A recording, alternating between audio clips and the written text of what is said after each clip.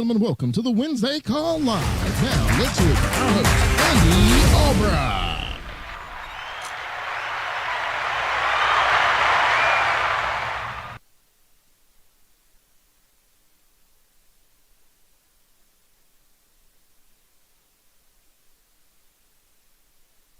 Like I got a good gang here with me. These are the three fastest going entities in the alliance. Jacob Race, Jake Joseph's team. Raise your hand, Jake. Jake's upline is Smoking, Jerry Gonzalez, and Paul Epstein, and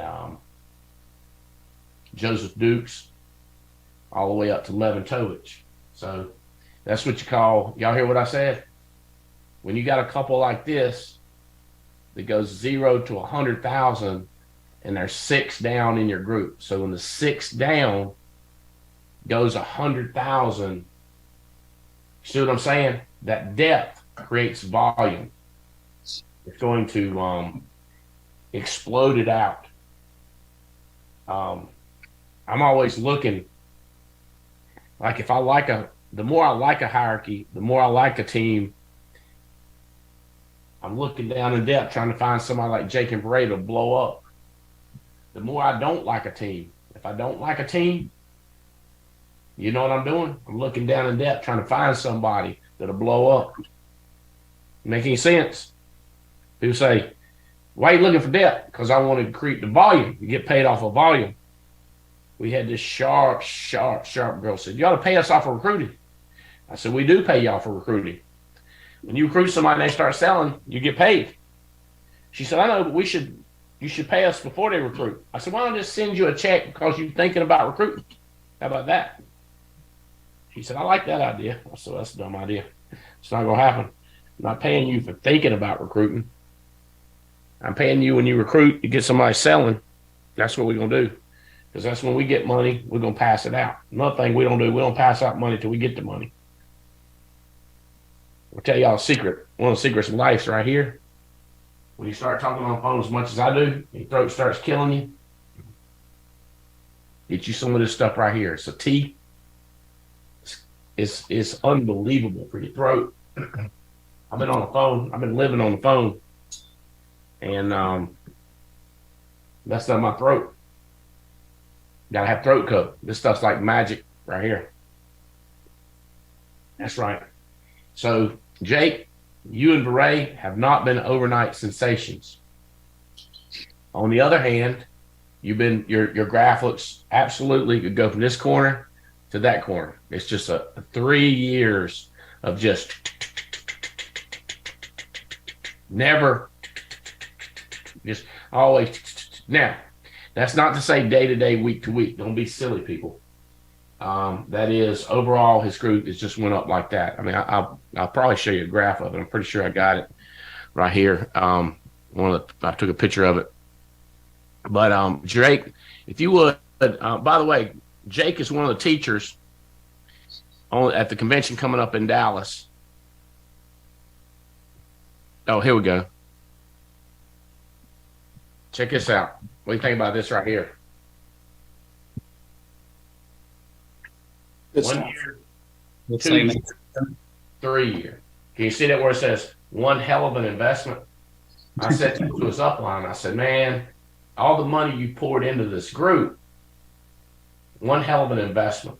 All the headaches, problems, the million questions they got. But you got to look,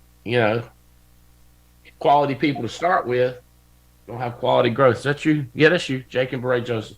So, Jake, tell me a little bit about what y'all were doing before you got in this business and mindset. Because here's the ticket. Let me tell y'all this. So, Mike and Brandon, you're looking for this couple. Okay. Now we're looking. I ain't taking away from Mike and I want to say Rachel, but say your wife's name, Mike? Arcadia. Mike and Arcadia, you that's who you want, and Brandon and Haley. So if if you want to blow your business up, Brandon, you're looking for that couple. I mean, hello, Michael and Brittany, your sister and her husband. Jeez Louise. Look at their graphs. I got their graph on here too. You know, you want that in 6 different legs. And I like these dum-dums that look at our compensation. They go, look, you only need 2 legs. I go, bro, you only need $20,000 a year, but I spend that a day.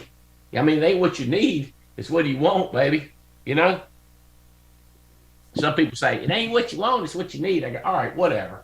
The point being, do you want to be big, stupid rich, or are you just trying to do the minimums? So 6 people like them in the bottom of the legs. So pay attention, listen to them. They're not perfect. I don't know if he'll share any imperfections, but you can hear them if you're a smart interviewer,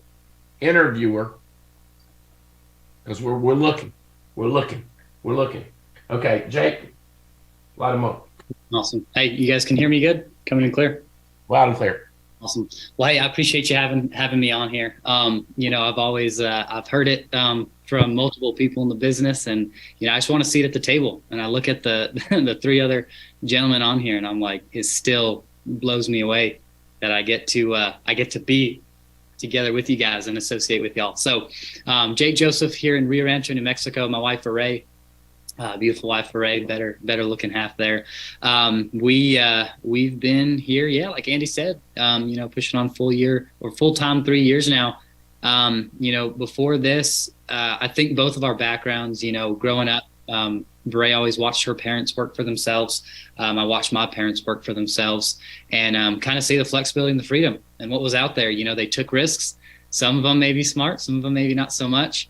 And so I think it was kind of always in the back of our head. So working in construction, building movie sets, you know, I had to stop and question, like, is there something better out there? You know, there was guys I was walking alongside who, you know, were in there that looked like they were 70, 75, but come to find out they were 45. They had just fallen 2 stories and broke damn near every bone in their body.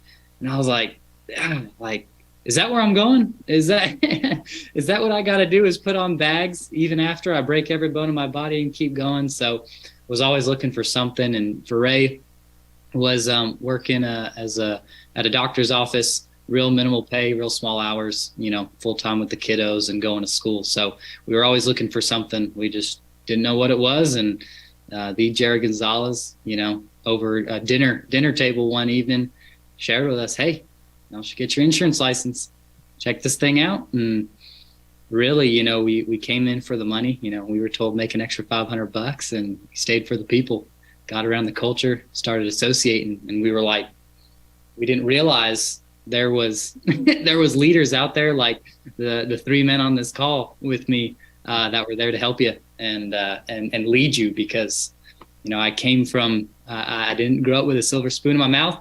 Didn't know everything in the world. All I knew was I knew how to work. You tell me what to do, put a shovel in my hand or whatever it is, put a pen in my hand, tell me what to do, and I'll do my damnedest.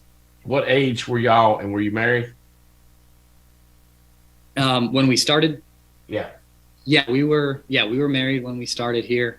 22, 23. Yeah. 22. How many kids did you have when you got in the business? When we started, we had our 2 girls. Reina's 9 now, so let's say she was 5.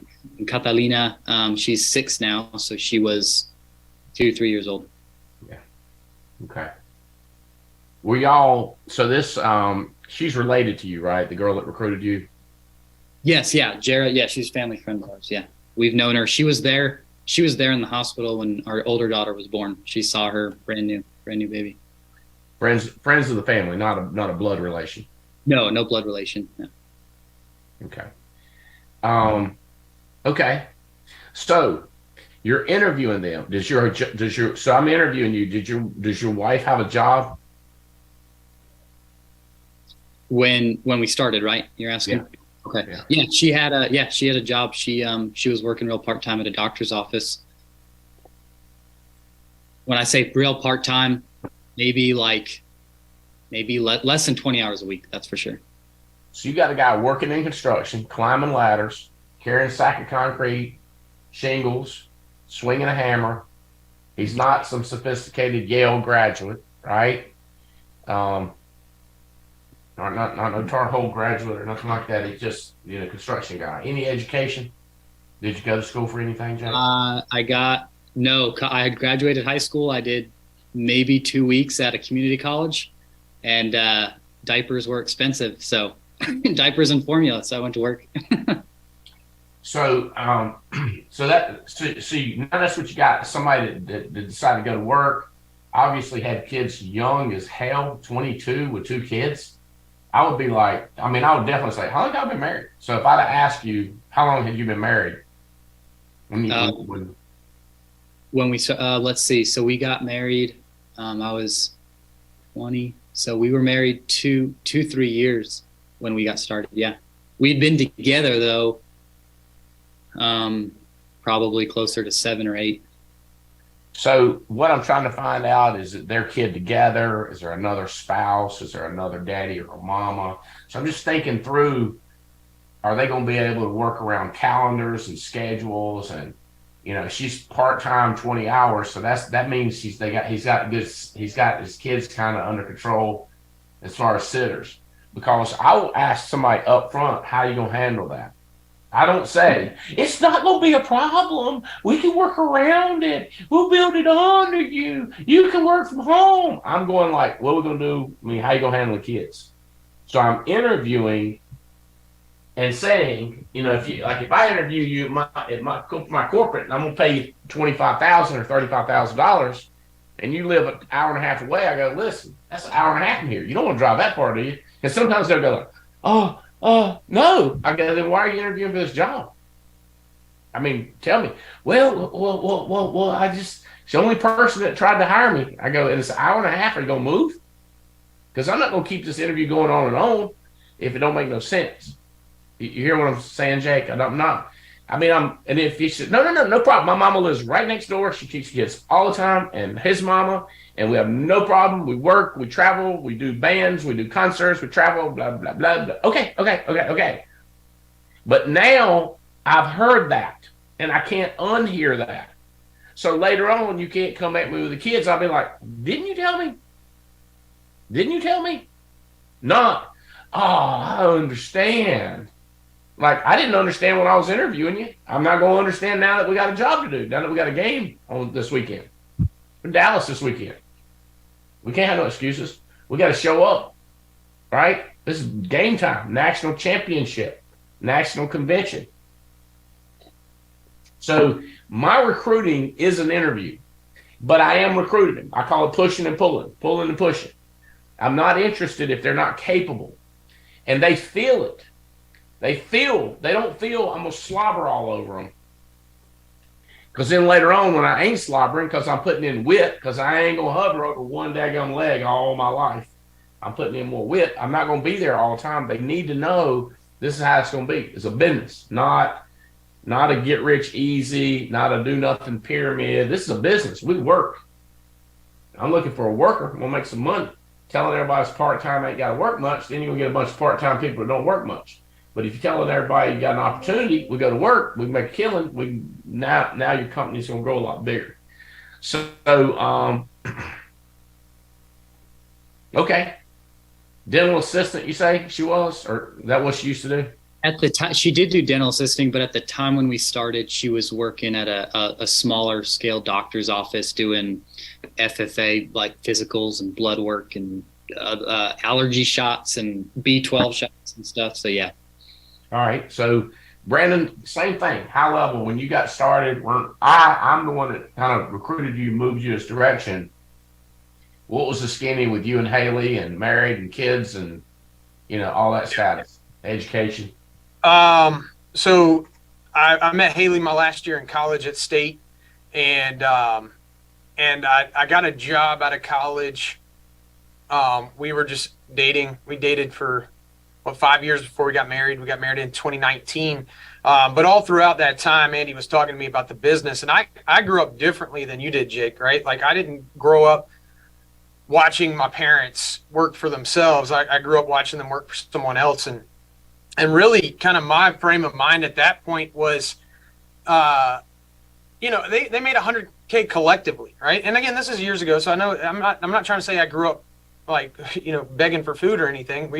They did well for us with what they had, and but so when I came out of college and I started making good money, like what I thought was really good money at the time, it was nice to have somebody there like you, Andy, to be like, hey, but what, like, you think that's good money, but we've got a way that we can show you, like, I've got evidence. And so he started, him and Haley, right? I got to give Haley credit because she was like, hey, we're going to this convention. And we did it every 6 months. We went to this convention and I got around the group and I started seeing like it wasn't your typical insurance, like what I thought was insurance. Brandon, that I love what you're saying, but let's go. I want to talk more about who you were.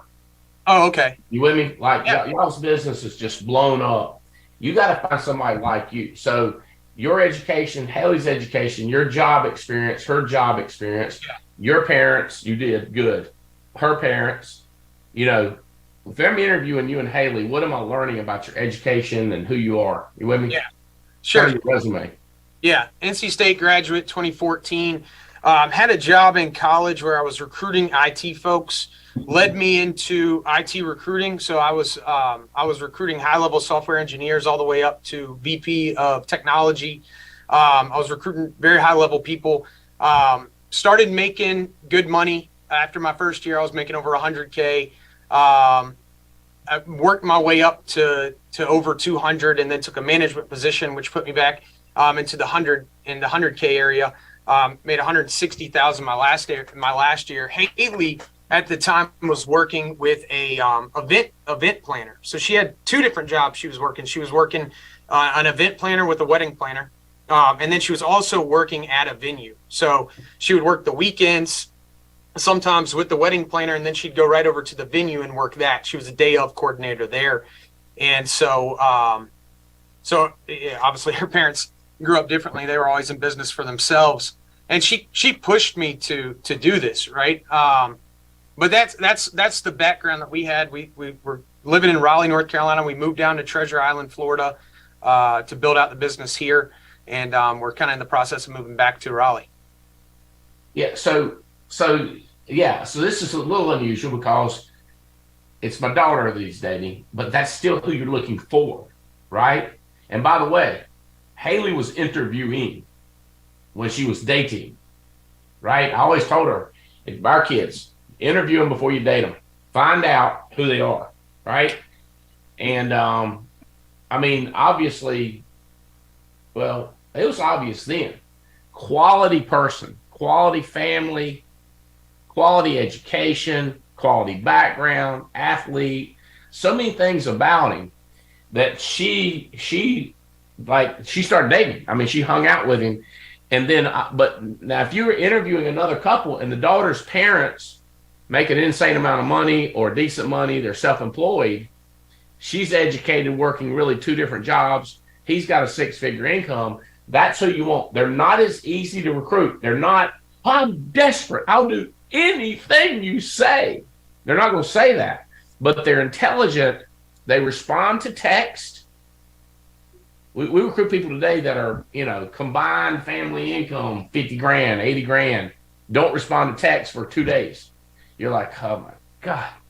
Oh, explain to them going to a convention. It's like, do we have to get on an aeroplane? You're like, yeah, they don't want to drive to Dallas. I'm going to drive. I'm scared to fly. Okie dokie. You know what I mean? It's like, you're looking for a person that's easy. Now, here's the thing. They're not easy to get them all in, but they're easy any kind of job they do, they're going to do good.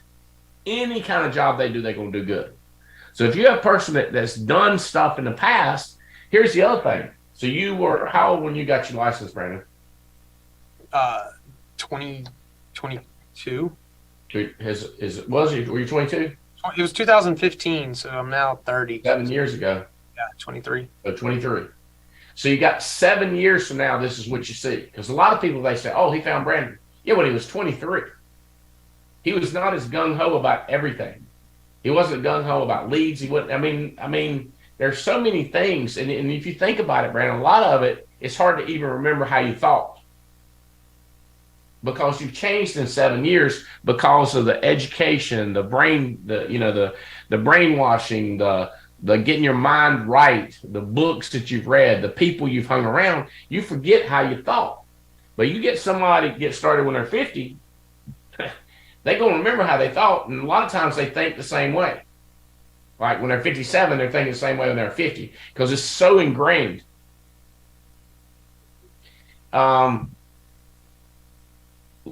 Definitely a little different, Mike. You in Arcadia background when you got started. Who were you? I mean, who were we? So, I mean, we came from, so anyways, I saw the Alliance a year and a half ago, got our license end of last April.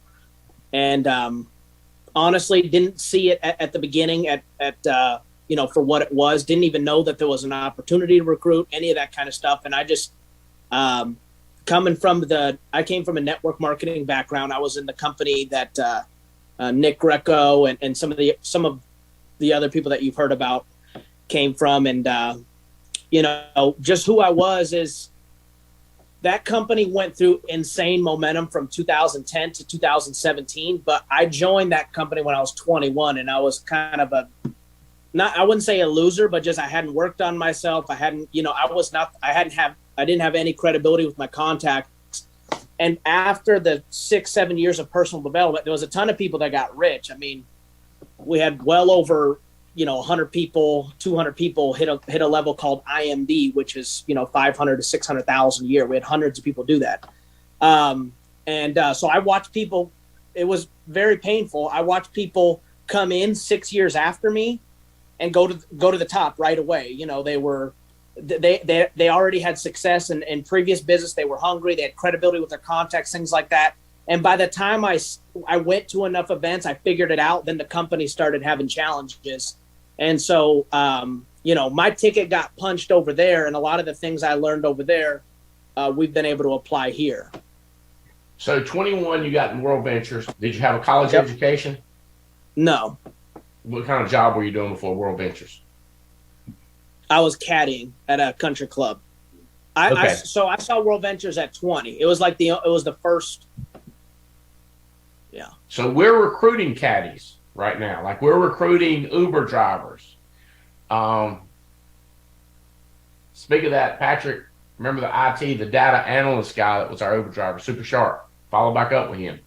Like we're recruiting those caddies that are 20 years old. Guys, this is Mike after 7 years of self-development with World Ventures and then a year and a half with us. So how old are you now, Mike? I'm 32. I'm 32. You're tracking what I'm saying, Mike, is we're impatient with people that are not developed yet. So can't you find somebody developed? Well, you were developed with World Ventures, and therefore when you came in, you went after it and you passed people that been with us 3 years or 4 years. You're that guy that did what they did. You went from 6,400 in March to 100,000 in December. So from March to December, 1 year. So when you think about what you've been through, Jake, you didn't have 6 years or 7 years of World Ventures or any business that talks about self-development, self-image, going to conventions like we're doing this weekend. So now you've come in and now you're 4 years into it. You're not 7 years into it, Jake. So you can't compare yourself like that, right? Now, I was 37, engineering degree. My wife's got a master's degree in education, and I spent 10 years in Amway. And I was not like sacred enamored with Amway. I've been in 10 years, built a magnificent organization, left that I could retire, my wife could retire, but I was not enamored with it. I was looking for a way to get wealthy. I was agnostic on getting wealthy. I didn't have a specific way I wanted to do it. People meet people in Prime America or World Ventures or Secret. They're like, well, how do I get him? I don't know. I'll get somebody that's not enamored with Secret, not enamored with prime American, not enamored with it, right? And trained and ready to go. Find somebody that's went through a breakup. Don't call me and tell me. That was funny in Fort Lauderdale. That lady was like, but I want him so bad, and he'd be so good. I was like, move on, man. Need to move on. Now, it helps. We've got a group. I don't know if I'll get them up on stage, Mike, but you got to see this group that I've got. 21, probably the oldest is 25, because we're fishing in a pond that's loaded with talent, that's loaded with ambition, right? We're looking them up, we're finding them, and we're going after them. They are not easy because they're not just flipping a switch, but whatever they decide to do, they're going to be successful at. We're just easing them in here the same way Brandon was eased in. Yep. And I think you got to find people too at the right, like when our company was, if you would have talked to me about this, or even Nick or someone that I really trust would have talked to me about something like this, when World Ventures was doing really well and we had 20,000 at events, we were getting paid and our income was going, we weren't open. You know what I mean? And so I remember Mark Cassetta talking about, you gotta get them when the clock strikes 6 o'clock. You know, people go through cycles in their life where things are really, really good. They're not very open because things are going really, really good. Like in real estate, last few years, things have been really, really good. Well, now it's taken a turn. So some of those people that were not open are now open. You know what I mean? And so that was us. I wouldn't have looked at anything else because it was, I'm going IMD, which is basically this, you know, going senior board member, whatever the case is, and nothing stopping me. I'll be here 30 years until that happens. Well, when you stop getting paid, when the conventions go down, things change. I became open, you know what I mean? And so there's other industries that are doing things like that. Car salesmen, when cars are flying off the shelf, everything's good. It's harder to grab those guys' attention. When no one's selling cars, they're looking for different things. Like you said about someone in a breakup, you know, how do you convince a happily married person to leave them for, you know what I mean? It's,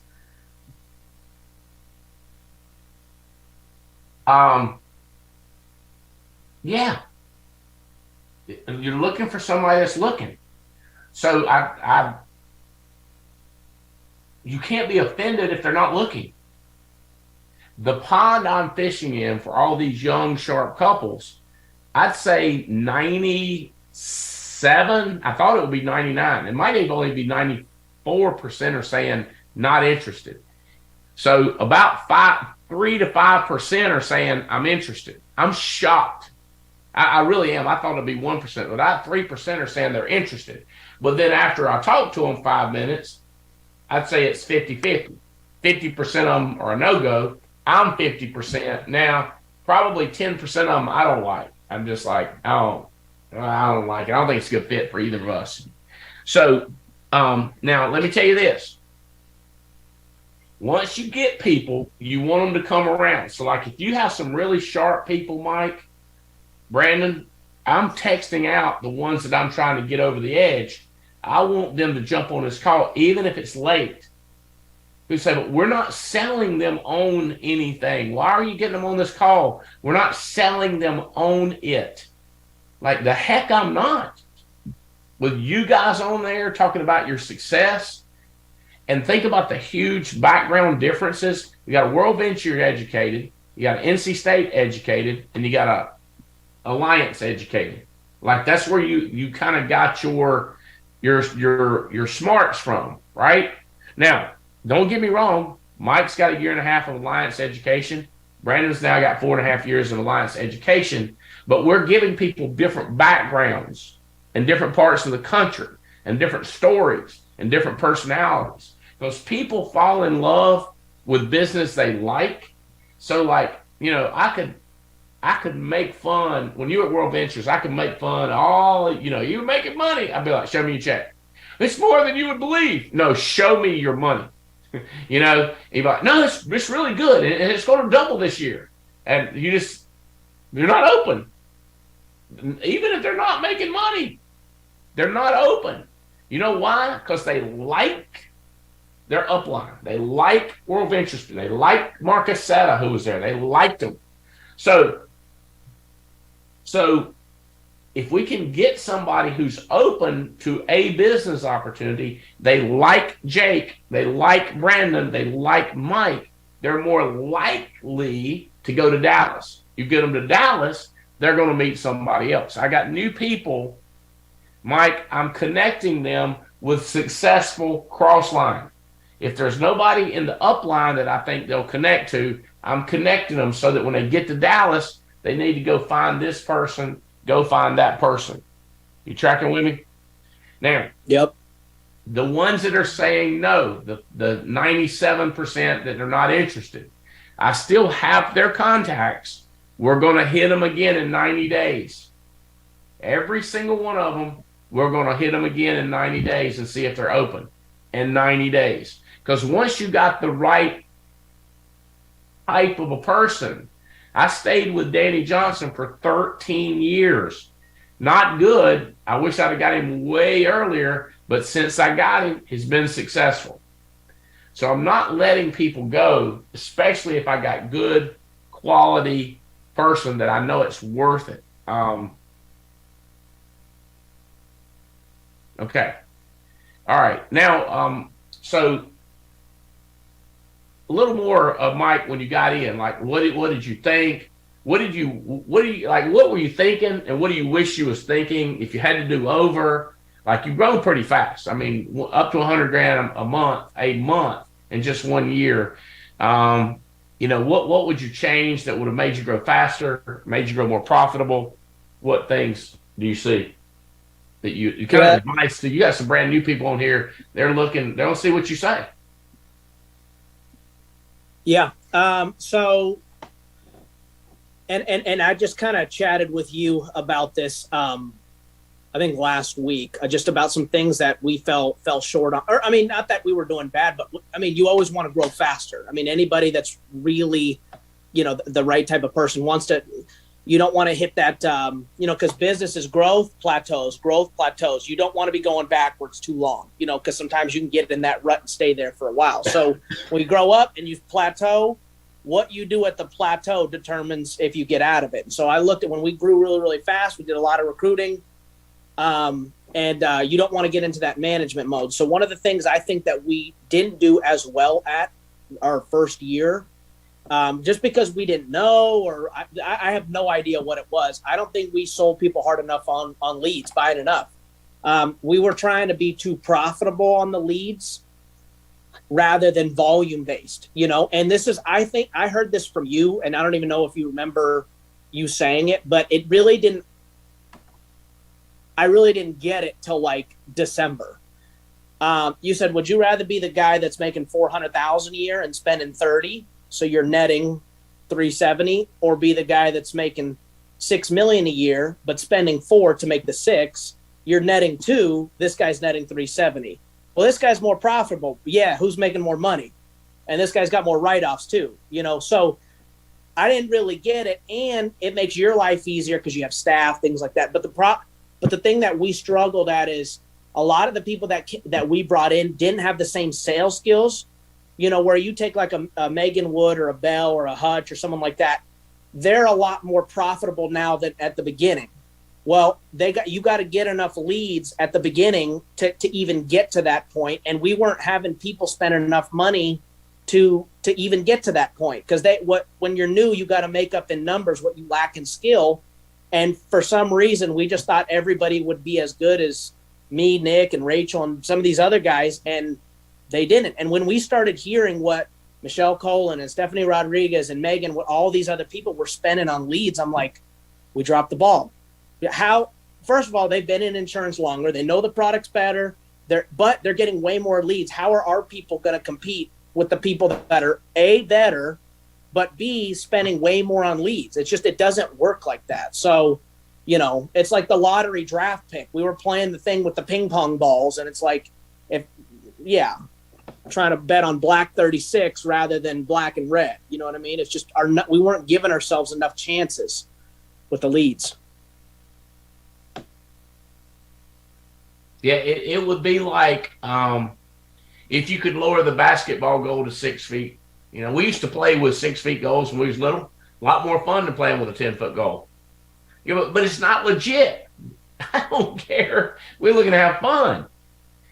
I just posted a picture of a lady that I said people should. I wish more people would put this up. It goes, where's her numbers at?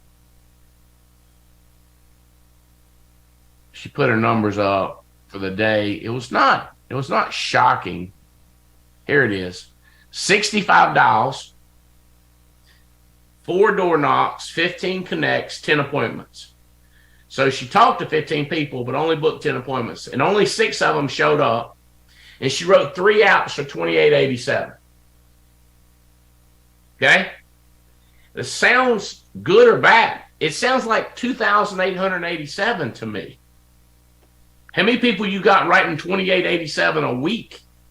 And this lady is not super salesman. I put it. You can look on our private Facebook. I put it up, and I said, "Congratulations," because she can do another day of that, or she can just do that next week.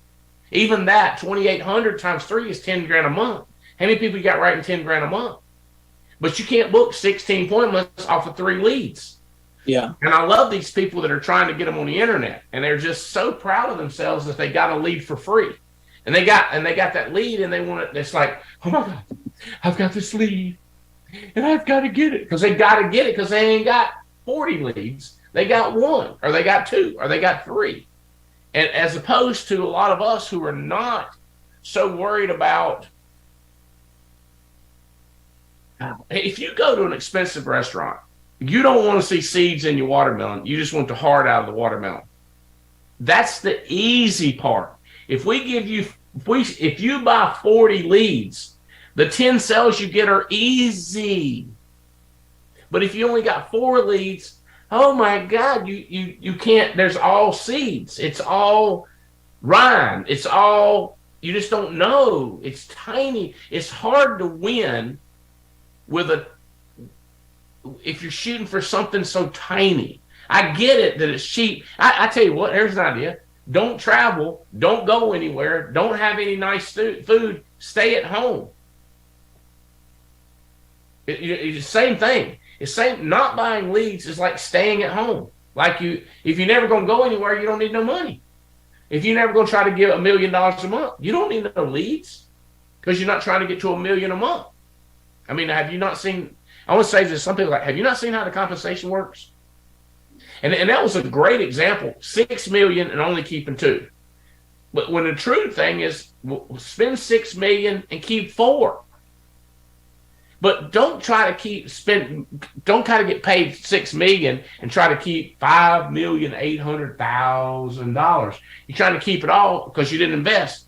Versus, what'd you say? Versus 400,000, and you're only spending 40. Congratulations, you're only making 360. That's not the goal. The goal is to make $2 million, $10 million. It's going to cost money to grow. I'm glad you figured it out. And here's the thing. In my opinion, Mike, I told you that. The shows told you that.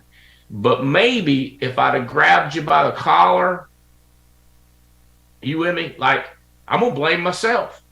Maybe we didn't educate enough. Maybe I blame your upline or your upline. You with me? I can blame. And people say, well, you don't need to blame anybody. Going forward, we got to do better in your group, Mike. How are we going to do better? And you see what I'm saying? Like, if we don't have a reason for the problem, we can't figure out how to get it better. Yeah. I mean, it starts with the leader, because if the belief is like, hey, this is what you do, and there's like, if you want this is what you do. There's no other ways to get it. Like I said, and one other point that brought me to that. So my dad, I got that idea, that principle from you about the 6 million and the 2 million. It didn't like it. I got it, but I didn't get it. But then it brought me back to my childhood, because my dad's owned a dental practice for 30 years, and he every single year. And when people want to, so this is why I've always been a huge proponent of conventions and how cheap that we do things for, because he told me when dentists graduate dental school, the average dentist makes 190 to 210,000 a year, and they never go to anything else. Like, they're done with school. They don't go to like dental seminars. They don't go to anything like that. So twice a year, my dad would fly him, his hygienist, his assistants, his front desk girls, and they'd go to these seminars that were $5,000 per person for a 4-day event. And so he'd spend maybe an extra $60,000 to $80,000 a year learning new types of surgeries, learning Botox, all kinds of different things. So when his clients came to him, he didn't have to refer out business to orthodontists and things like that. And so for the last, since I remember, they've been in the top 1%. I mean, they made well over 600, 700, 800,000 a year. So they spent the extra 80 when the average dentist is never going to another training because they're done, and they're going to make the comfortable 200, whereas he's spending the 60 to 80 a year, flying them out, doing all that kind of stuff. And yet he's netting way more than the average dentist. That's how, because he's learning the skills, and they are too. I could have kept running my business out of the basement. Wouldn't have as many staff. Wouldn't have as many headaches. Moved to another office. Now the third office has a gym in it, sauna in it. Investing in my business. When you, by the way, you can't, I ain't trying to be mean, but we had people saying, hey, can we tour the world headquarters of integrity? No. Like, guys, they're running a business. We got our business. They're running their business. They're buying people that are making millions of dollars and touring them through. They're busy. They got executives in there. No, don't ask to go in there. We will have another opportunity. You just got to jump on it when we have an opportunity to go there. But no, they're not. But don't they love us? Yeah, they love us. They love us enough to say, no, we're building the company. So heads up. When you do get to go there, I just was there with Brian Adams, who is wealthy beyond belief. And he actually toured me around. It's going to blow your mind, the money, Nick. I mean, Mike, the money that they're pouring into marketing, they're pouring into the values, the symbolism, the artwork. He now has 3 full-time artists. One of my favorites, I don't know, I'll say it. I hope I don't get in trouble. I ain't gonna get in trouble for it. They have these tiny, tiny chain links, and they're gold, and it's wavy. And I was like, looking at it, and I was like, that looks cool. And he said, you know what that is? I said, what is that? He said, that symbolizes what we do. I said, what do we do? He said, we make it rain gold. Like, not kidding. It's just so many things woven into that office when you see it. The DNA of the company is the steps going up to connecting different floors. Like, I don't know how many multi-million-dollar, might have been $100 million modification to the floors. He's doing what you're saying, Mike. We're not building a $100 million company. We're not building a $1 billion company. We're trying to build a gazillion-dollar company with integrity. You can't do it. You can't poop like an elephant, eating like a butterfly. Somehow we got to come up with more analogies to get people to understand that one thing. So that's a good one. So that's a big one. Anything else you feel like Mike would have done differently coming out? I mean, I'm stealing what you just said. If they say, yeah, my lead budget's 180 a week, and they're trying to poop like an elephant but eat like a butterfly, I'm stealing that one for sure. I'm gonna. My topic for this weekend is gonna hit home, I think, with a lot of people. I mean, really for the high speed people that want to really go after this thing with team building. But I mean, I just think, yeah, like I said, and it's constantly course correcting. It's like when you, and that's like you said, you're the baboon in the tree, and I'm the little squirrel down here. And I'm in the jungle, and I'm just trying to wander around, and you're trying to, you're like, hey, there's a python over there. Don't go over there. There's a jaguar over there. And you're looking at our businesses from the overall thing. Since you've made it through the jungle, you've made it to the top of the tree. And a lot of people, and it's like, we can either get eaten alive and then come back again and whatever, but you're just trying to help us do it faster. And I really appreciate that. And sometimes it's like, you're going to repeat the same mistakes until you really get, like, you just keep repeating them until you get them. And sometimes people snap out of it quickly. Sometimes it takes them longer, but reevaluating the things that we could have done better. I wouldn't say we were bad because we were growing. But it could be way better. You know what I mean? Like, who are we comparing ourselves to? 0 to 100,000 a month is great compared to who? You know what I mean? There's probably people that got in, whether our company somewhere else, and got to 500,000 a month in a year. You know what I mean? So good compared to what? So we got to grow faster. So what is your subject for the convention? The transitioning from selling to building. I'm going to talk about the triple sort and building through, and a few other topics on that. And I'm going to go into depth on that. So I'm not going to get into any of it now. It's too good.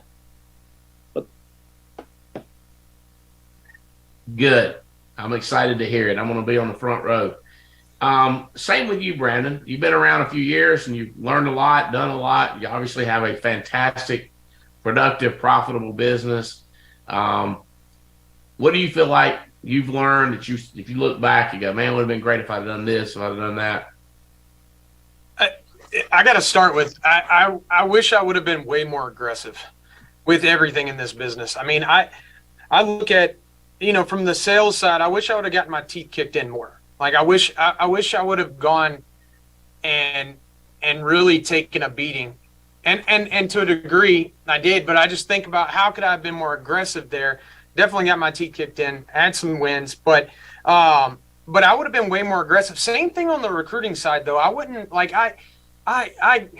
the thing, when you're starting this business and you give me the same feedback of, I want to wait to see how this goes for me. I want to learn everything before I start telling anyone about this business. I got to tell you, like, that doesn't work. The first person I recruited ever, before I even got full time into this business, was Vinny. Vinny did $310,000 worth of premium this year. If I would have waited, somebody else would have recruited Vinny into some other business or this business, and I'd look like a fool, right? So, and on that same notion, though, I kicked myself because I'm like, I should have been more aggressive with my friends, with the people that I know, the people that I love and trust, the people that I had some influence with. And I did reach out to them. I mean, Andy told me, hey, reach out to everyone you know and let them know what you're doing. And so I started to, but I was getting a lot of no's, right? And so I stopped following up with them, and so then every 6 months I'd reach back out to them. And just like the power of depth and reaching out to those people that you love, and you trust, like JT, JT's new with us, and he was making $120,000 with Cookout. Like, some of you guys are familiar with Cookout, the little food chain. He was like a regional manager.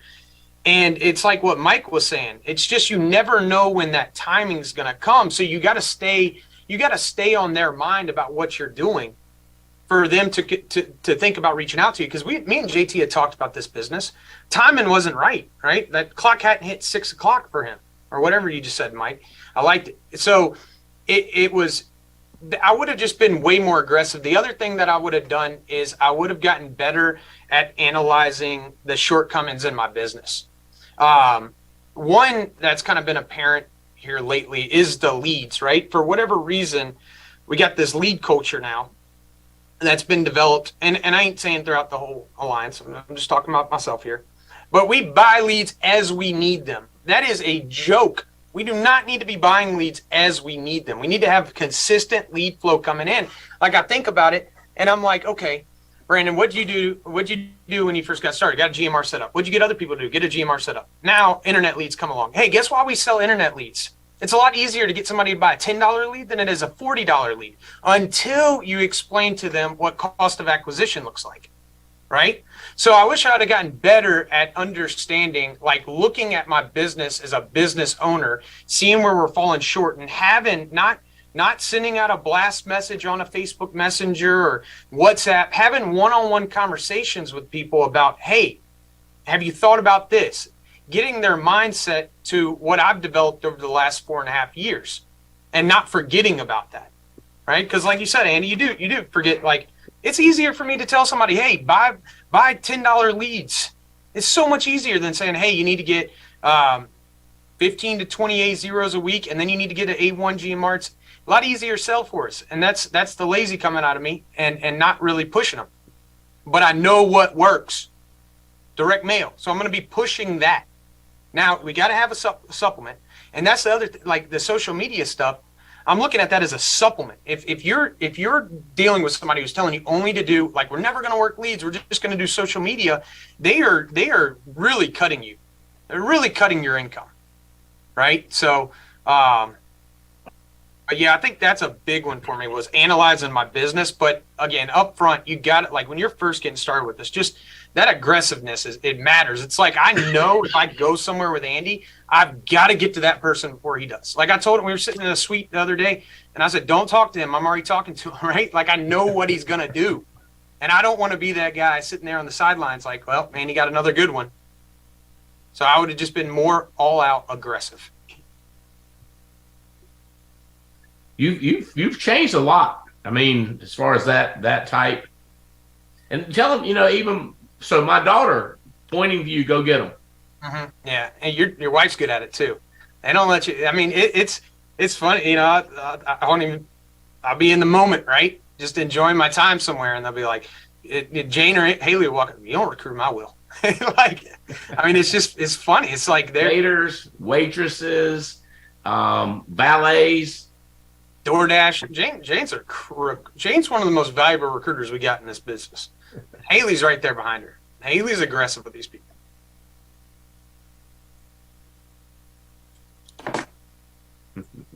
They get it.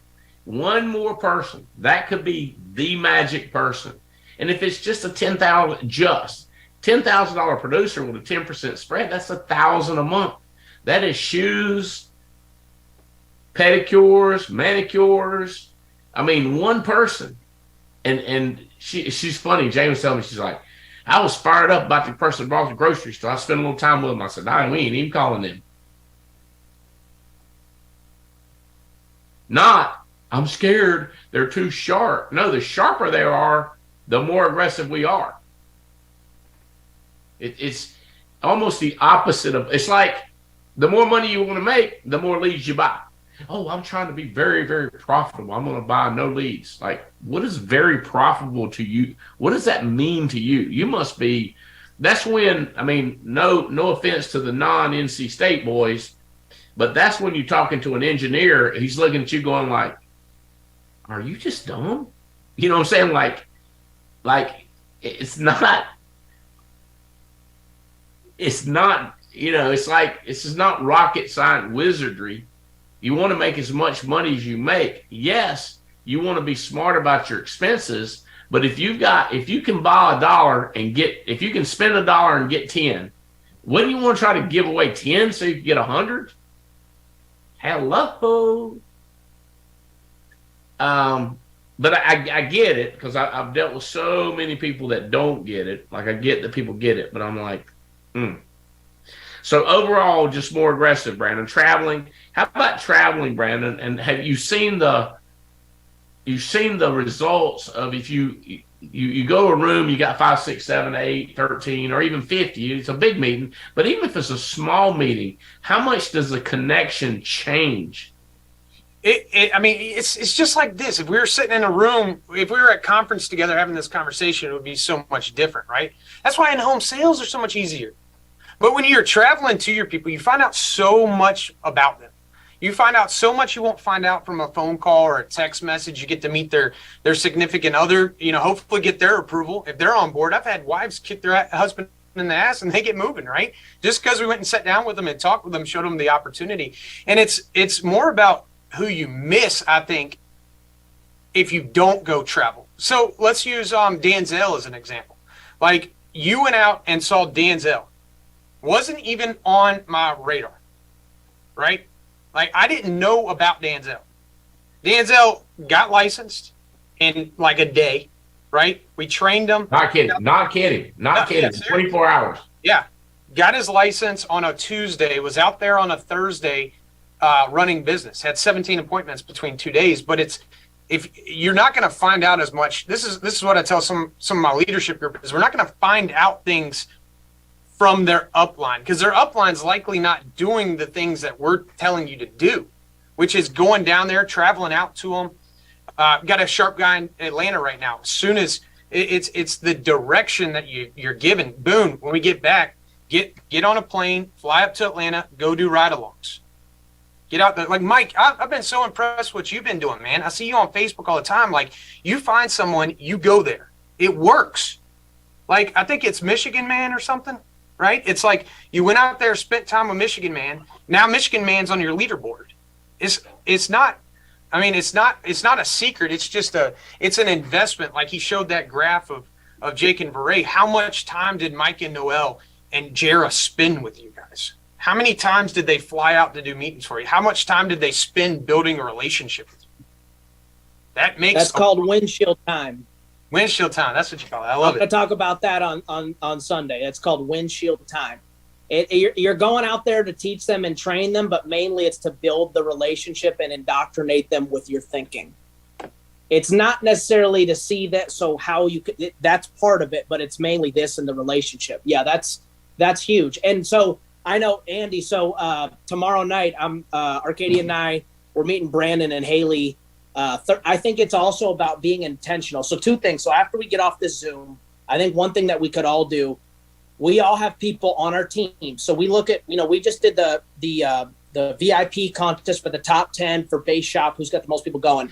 That's ticket sales. We all have people on our team right now that are contemplating bowing out and not going. So like this week, my major goal has been individually calling everybody on my team that's registered. Hey, I'm excited to see you Friday. Can't wait. This is going to be likely. Because if you just assume they're going, have you seen if they have a flight? Do you know their hotel reservation? Like, they're trying to back out. They are average people. Don't just assume. You guys have people on your team that have tickets and they're not going. And if you call them today, you can confirm that. You know what I mean? You have people on your team that are not going that have tickets. I've had 3 or 4 people try to back out this week, and I got them recommitted. And tomorrow we're going to Topgolf, because I know rather than stay at the hotel or go out to eat and do nothing, we're going out to Topgolf, because we love hanging out with Brandon and Haley, and we're going to talk about some things that we can do this upcoming year. But my goal is to meet somebody sharp there. I have an extra ticket, and I'm going to try and recruit somebody there and get them to the event on Saturday. I guarantee I'm going to let you know if I do that. If I find somebody that I like and is worth pouring into, I'm going to recruit somebody tomorrow night at Topgolf and bring them to the event Saturday. That is my goal, along with having fun with y'all and beating you in golf and all the other stuff, So, but that's a big thing. You guys got people that are trying to back out, and the same people that are going to back out and not go are going to do worse. And some of those people that it's a pain in the ass that you got to babysit them a little bit. But some of those people are like, they're going to thank you for staying on me. I just, things have been crazy, blah, blah, blah. And then now, boom, those people go into action. You know what I mean? They're not going to do it on their own. They need to be, they're sheep. They need to be led, until they become like us. We need that, Mike. I'm glad you're here. Oh, thank you. This is kind of how you were about World Ventures. Took a lot of brainwashing. He's back. He's back. He's back. Hey, how about this, Mike?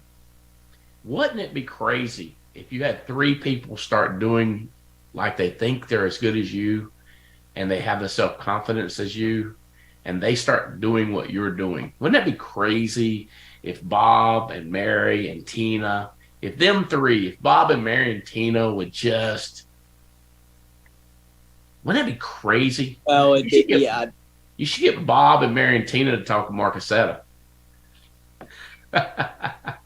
Or get Mark and Tina and Bob to talk to Brandon and see if somebody else could flip that switch. Because wouldn't it be crazy if you had 3 legs like you that went from 0 to 100,000 in 3 different organizations? Better margins, more fun to work with, somebody else to run with. Like I have a running buddy. Wouldn't that be crazy? Yeah.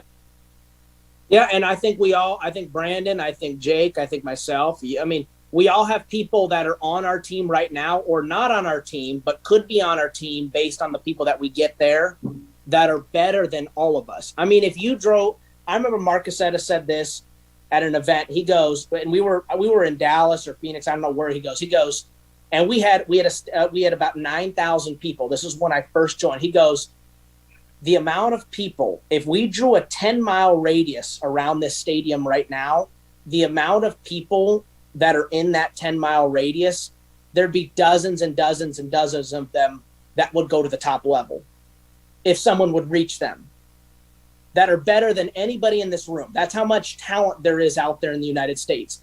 But because no one's reaching them, they're getting into real estate, they're signing up in the skincare deal, they're doing this, they're doing that. But they're the type of people that would go to the top. And you need to cast your net big enough to find those people. Or, you know what I mean? And there's people all around the country that are dynamic and motivated, and they're, you know, they're like you, they're like Brant, that are looking for something like this. And if our net is not cast big enough, we're not going to get those people in our business. They're going to join some other competitor company. They might not even be in insurance. They're going to join a travel thing, a skincare thing, a Forex trading thing. They're going to, whatever, you know? And it's having that mindset, man, the killers are out there and someone's going to get them. How do I get them? I'm going to give you one, Mike, just so you know. There's some kids that are dropping out of college because during the summer, they do door-to-door pest control and make $150,000 in 90 days. But do you understand? They move to a different city. I'll introduce you to at least one this weekend. They take them away from their home and they work 6 days a week, 10, 12 hours a day, make $150,000 and drop out of upstanding universities because they're like, let me get this straight. I make $150,000 in 90 days. Or think about this. What if they make $80,000 in 90 days? And they're looking at mama and daddy making 90 grand a year, and they've been doing it 10 years.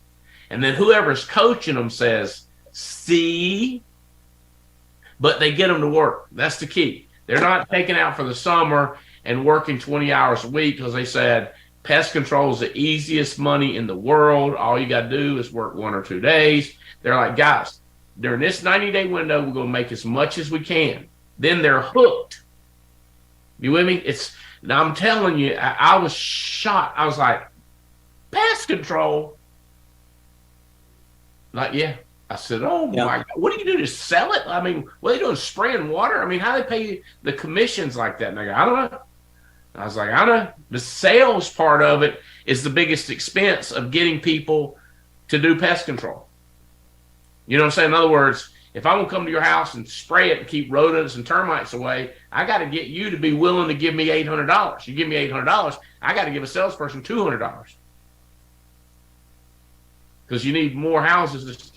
Dude, more leads. Hey, more leads. Even people that spray pesticide know that the most valuable thing is them dadgum leads. And people are signing up in that deal as we're on this call. Right now. Now. Let me tell you how one of them, we're negotiating right now with 2 of them. They're recruiters. So what they do is they go to schools this spring and go in there and they do these, and they listen to this. They door knock in dorms.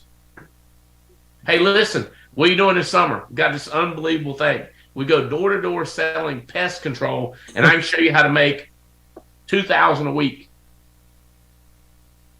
And they go like, I ain't got no other plan. Nobody else offered me $2,000 a week. I'm talking 19-year-old kids.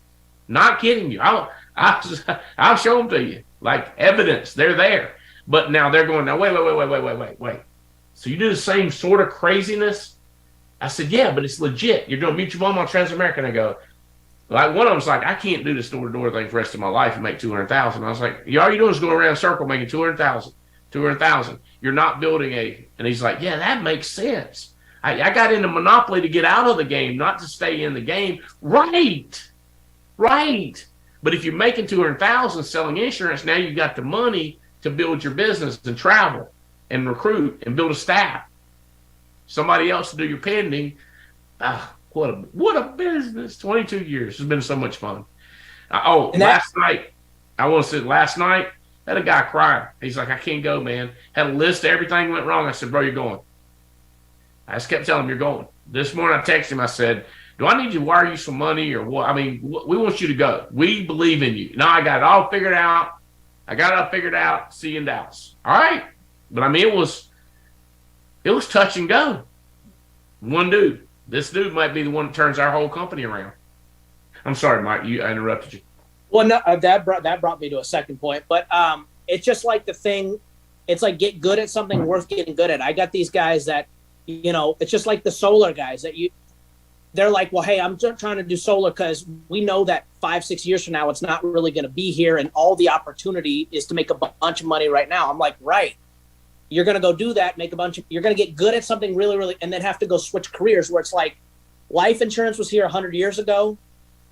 And the last time I've looked at it, there's not a lot of 140, 50-year-old people walking around. It'll be here 100 years from now. And if you go Google the number one industry to become a millionaire, it's financial services. It is in 2023. It was in 2022. It goes financial services, and then technology and real estate are always tottering. But it's always financial services. And it's like, why would you go get good at something that's going to be taken away from you? I just did that by the time I got good at it, the company was gone. You know what I mean? Then you got to start over. That's good. This is going to be here long after you're gone, long after Brandon's. Life insurance ain't going away. People, death and taxes. We're in good shape. We got security, and we can build a business knowing that. We're not some fly-by-night thing that's going to be, you know what I mean? Like a VCR company, an MP3 player, an iPod. Like, we're here to stay. Get good at this, I love it. What do you think, Jake? A lot of craziness from us. Some of the repeat stuff. Hey, hell, you're still young. How old are you, Jake? 26. 26, man. God. Everybody's crying like, oh, my God. 26. Is there anything at all you'd have done differently you had to do over from 22 getting in this business? Gosh, yeah. I would have chased after Ray a little bit faster, I think. Hey, she just picked up a check for, what was it, 120? Yeah. Ray says hi. She says also she picked up $120,000 check, SILAC. 120,000? Woo! Fired up. What is that? $5,000 commission? Yeah. Woohoo! Not a bad day. Yeah, no, not at all. Compared to when you made $500 a month at the doctor's office. So, and it's piggybacking a little bit with what you said, Brandon. The aggressiveness. I remember I was at. I can't say that. I don't know if it's family reunion or national convention in North Carolina. We were at the Alliance headquarters, and I was sitting there next to you and Jane. We were eating lunch or dinner, and I asked a question. I was like, "Hey, at my age, what would you do? What would you say one thing?" And you said bold and crazy. So that's what I'm sticking with. Is if there was one thing, like you said, I could have done differently, has been bolder and crazier. Because it's in all aspects of it, whether it's, we talked about the leads, whether it was, talking to our buddies and telling them about this thing, making, 400 or 500 dials a day, getting my license in a day, like your guys. So just being bolder and crazier in every part of the business, because I mean, when you look at it, if someone told you, let's just say, for example, you run 100 appointments, by the time you've ran 100 appointments, you'll know what you're doing. Let's just say, for example. So do we run 100 appointments in 4 weeks or 20 weeks? It's like, you can do it in 4 weeks. You can also do it in 20 weeks, but it's like, what do you want? Do you want to take forever? Do you want to buy in to the lie that we've been told where we have time? Or do we want to do it now? Because we don't know what tomorrow brings. So, in the travel and the leads and everything, we started we started traveling more. I was talking to Noel, helping me with my talk, and you had talked to me yesterday about that event in Dallas, with money sitting in the bank account. What are you doing? Like, you could go buy homes for real estate, or you could invest money in an agent. What makes more sense? An agent writing $10,000 a month, or having a rental property bring you in, $600 a month, And I went out to Hawaii, maybe a month ago now, and Sarah Seifert, she's got her buddies Jess and Alec, and I ran appointments with Alec, and because we ran appointments with him, he found he wrote the app, but his third application was $100,000 annuity. It was like, what the? Hawaii's a long ways to go and expensive to go. So just, bolder and crazier. I mean, I'm sure there's a lot of specifics with it, but it's just, bolder and crazier in everything, in all walks of life, not just even this business, but it's like, if you want to go to the gym and lose some weight or look good with your shirt off, it's like, just be bolder and crazier about it, So it's, and I'm talking to myself, even now. You asked what I wanted to change, when we first started. I'm still saying it now, so. Me too. Yesterday, I think it's around 5 o'clock or 6 o'clock, and I texted this dude. I said, give me a call. He got interested just on the direct. I DM'd him, and I DM'd him. Actually, my staff DM'd him, but then he replied back to me, and I said, so, cool name, where you live? This is an odd name, Enzo. And I was like, cool name, where you live? He's like, because it was 214. And I was like, this joker lives in Dallas. And he's like, Fort Worth or something. It was a city. I was like, ain't that like Dallas? He said, Dallas is like 20 minutes from me. I said, okay, well, listen, before I tell you anything we're going to do, I've got 2,000 people coming into Dallas where you are. I want you on the front row seeing what we do. You don't have to travel. You don't have to get a hotel. You just got to get a ticket. Tickets are $400, okay? $399. But I'm going to comp you one because you got everything else taken for it. I want you front row.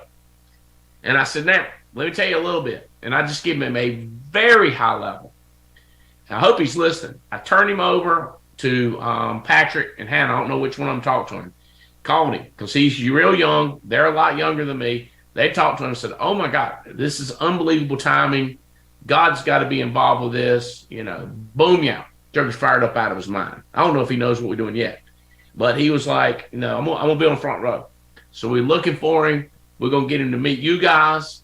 It's just, dude, if I hadn't have spent the money, if I hadn't have returned the DM, if I hadn't have called him yesterday, put it off till Monday, I would have been like, oh, my God, I had the guy right there. But it looks like I'm lucky. You with me? It looks like I'm lucky. You don't see all the ding-dong heads that I've been messaging with in the last, since January, like December.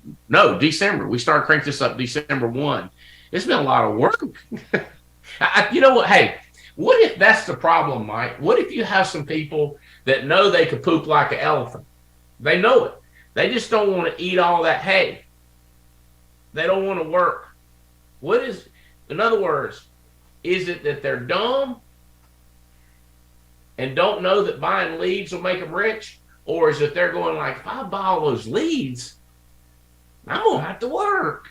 I think sometimes that's it. It's finding people that aren't, if you're sitting there talking to them about how it works, what if we should be talking about, Proverbs? It says, if you're lazy, you're going to be broke. If you don't want to work, you don't deserve to get recognition. What if there's two different things. There's educating them, and maybe it might be motivating them if they're lazy. You with me, Brandon? You thought about that? Maybe they just don't want to work. Yeah. That's a thought. But the ones who want to work. Are you scared of work or are you scared of money? Which one do you not want? Yeah, and I think there's also a huge opportunity. Speaking of work, whether it's some of our competition that's trying to go everything virtually and they're selling final expense over the phone, that just creates a huge opportunity for us because they're selling crap policies over the phone. And then the ones of us who are actually willing to work and get out there, we're going to be the ones replacing those terrible policies. More people getting out because after COVID, everybody just wants to be lazy and work from home and do this and think they can do this, which is fine. But our senior markets, 50 to 80, they'd rather us come out and see them. You know what I mean? And so that just creates a huge opportunity for the people that are willing to go out there and work.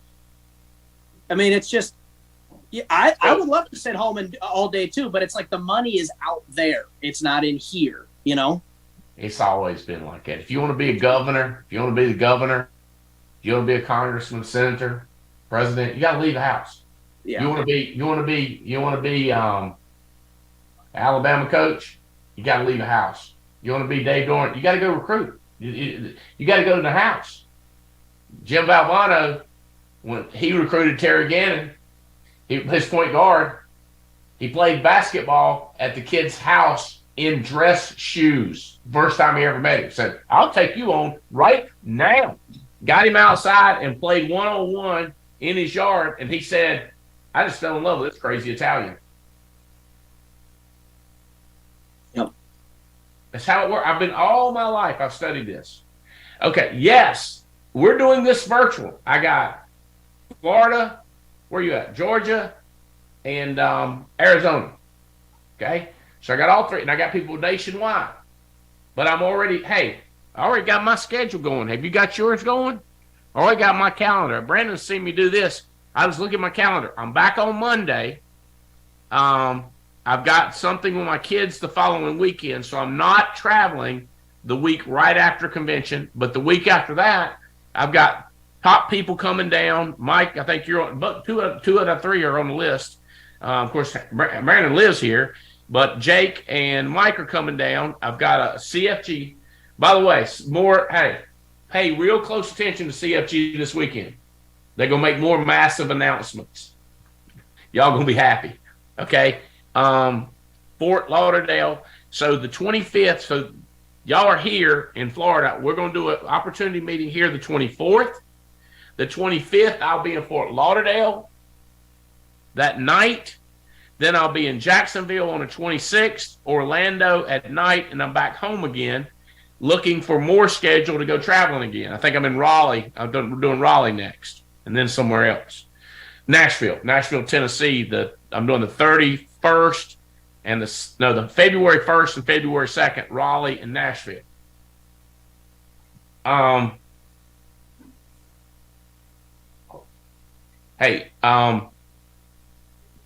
Talk about where you're going, Brandon, Mike, any place. Just talk about travel. Hit Mike.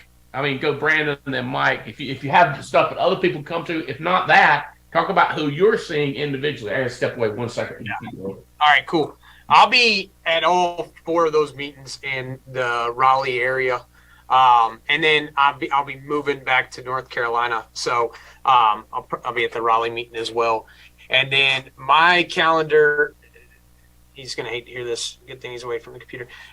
Will be booked in February for I got to hit Charlotte. I got a good group going in Charlotte. Got to hit Kansas City. So those are really kind of 2 places. Got to get back out to Dallas probably after convention, 2 weeks after that. We got so much happening there. So those will probably be my next 3 locations. Nice. Sweet, man. I am doing so from Dallas, we're going to Colorado for about a week. I've got a couple new agents out there that I'm going to be running appointments with, doing some recruiting with, building a relationship. So going from Dallas to Colorado Springs, then from Colorado Springs, we're going to Tampa because we won the CFG trip. So super fired up about, man, I love how CFG puts these things together. They do them top notch. So, and then we're doing in February, we're doing Dallas, Houston, and Florida again. So, just finding what I like to do is I like to go recruit in person, in coffee, cast the vision there. And then from there, I like to get them to invite to a big event, whether I'm doing the event or someone else is. Also, we've got some new people down in Atlanta, and I know, Brandon, you've got some people in Atlanta too. So I've been looking at Andy's schedule, and we're going to pack that out as well. So anywhere we've got pockets of people, we're working to get the Sharks in front of the Sharks.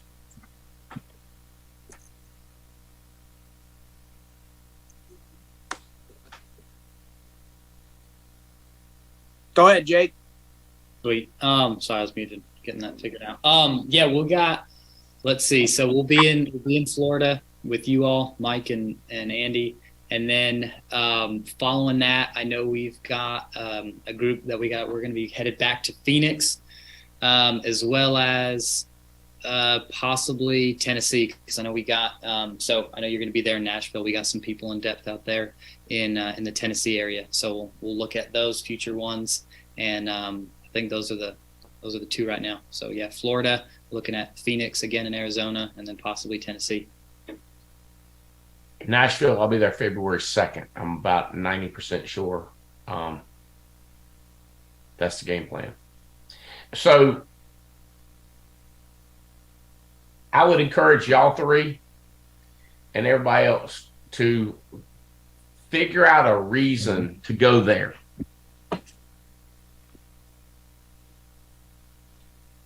It don't have to be a big reason.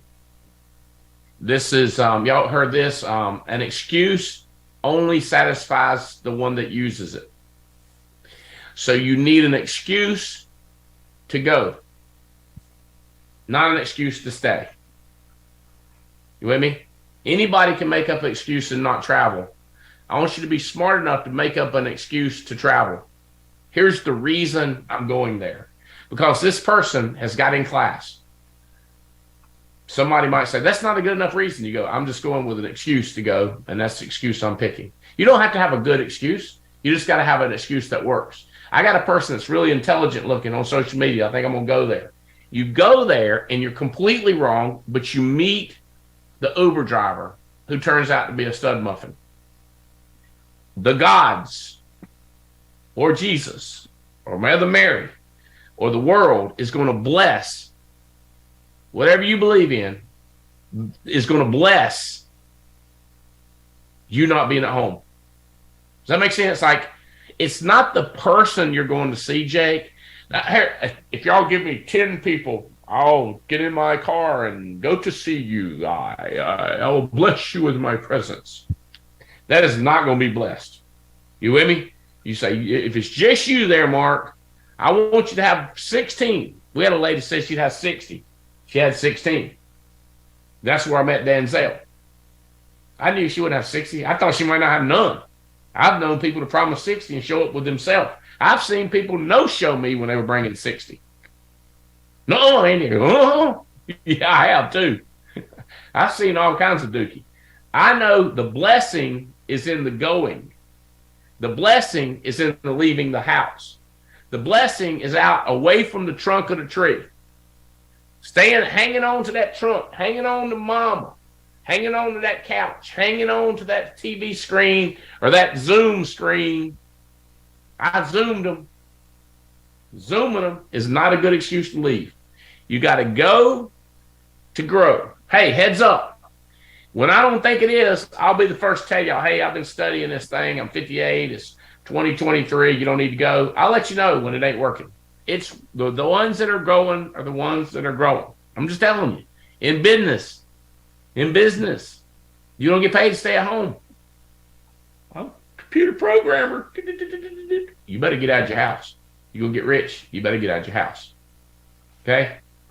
Can't think of an excuse to leave and then make it sure it's a good enough excuse to leave. Like, I can't stay home.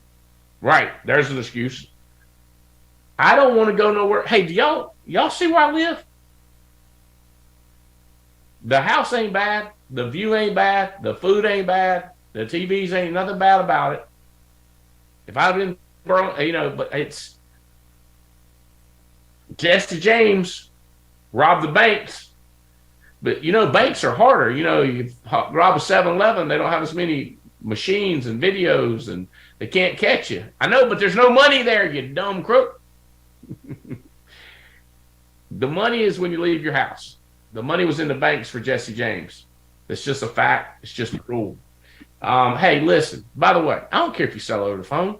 Like if you got 3,000 clients and they trust you, or you sold a policy last week, you call him back, I got no problem.